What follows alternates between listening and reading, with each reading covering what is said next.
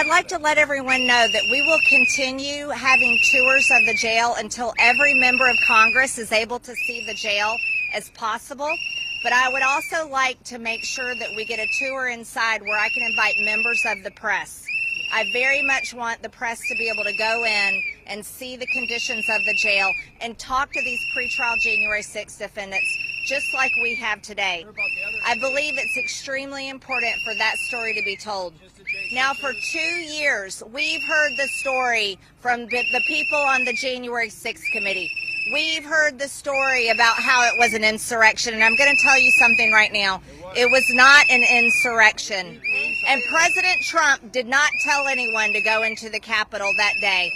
And as a member of Congress who lawfully objected against Joe Biden's Electoral College votes, I was following my duty, and so were my colleagues that also did the same thing. What we have to do is we have to work as hard as possible to defund the two-tiered injustice system.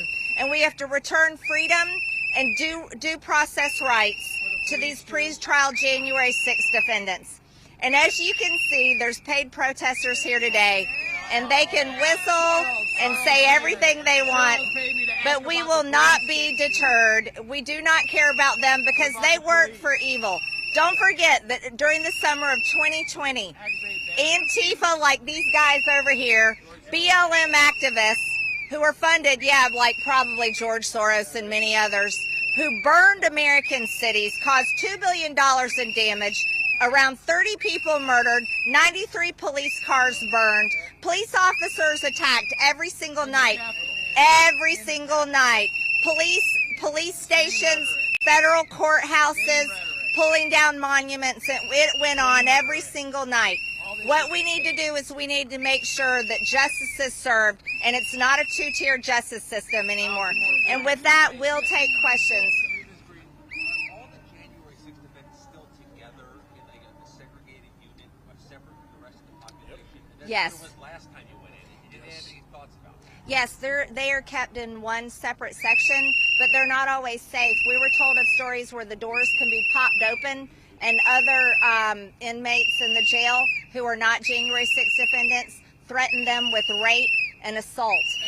So they are not completely safe. Do you want to be outside of general population, or do you want to be with everybody else? They want to be at home with their families. That's where they really want to be. Next question. It sounds like a lot of your argument about the two-tier justice system is based on conversations you've had with the Jan 6 detainees.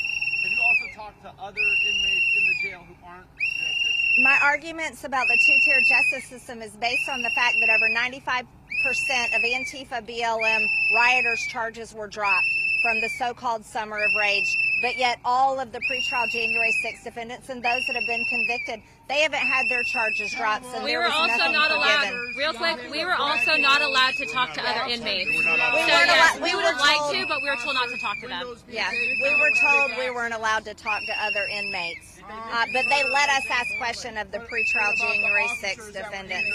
How many are in there? How many are in there right now?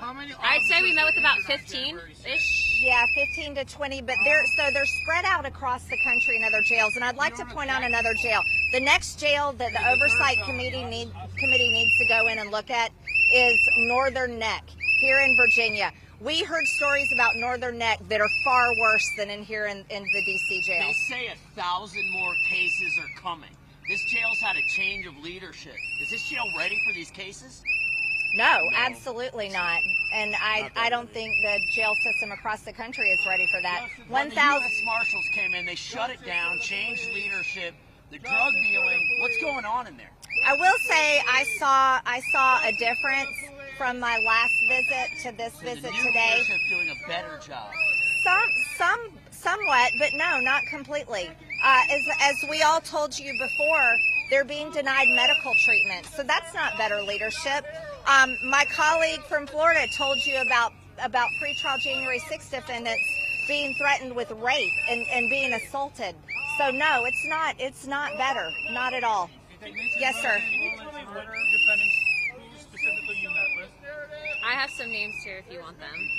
I don't think we should get into Okay. the cases. We actually, just because of the nature, and obviously we're not Their attorneys, privacy. we probably shouldn't. But what we can tell you is that we believe that as members of the press, you guys should also be allowed to interview these people, and it's important because look, we're about due process, we're about justice. But the fact is that there's a double standard, and these people are receiving cruel and inhumane punishment, which is why we're here today. Can you share the names afterwards? No, it's not. So as members of Congress, our job is oversight, and our job is to protect people's rights. So we aren't involved in their individual cases. The guys inside Roseanne Boylan's murder.